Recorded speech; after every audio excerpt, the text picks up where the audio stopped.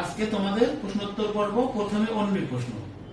অন্যী বলো তো, সাগরকন্যা বলা হয় কোন জেলাকে? ভোলা, বরিশাল, পটুয়াখালী, বরগুনা।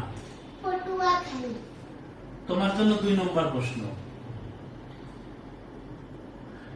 প্রকৃতির কন্যা বলা হয় কোন জেলাকে?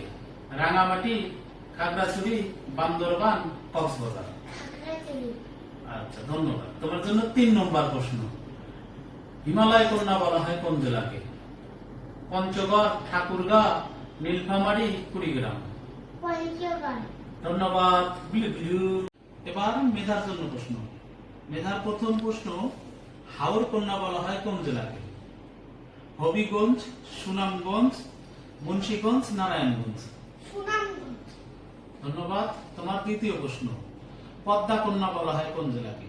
ঢাকা, গাজীপুর, রাজবাড়ী, মুন্সিগঞ্জ। রাজবাড়ী। তোমার সর্বশেষ প্রশ্ন, প্রকৃতির রানী বলা হয় কোন জেলাকে? খাগড়াছড়ি, রাঙামাটি, চট্টগ্রাম, কক্সবাজার। রাঙ্গামাটি। ধন্যবাদ। গুলু গুলু।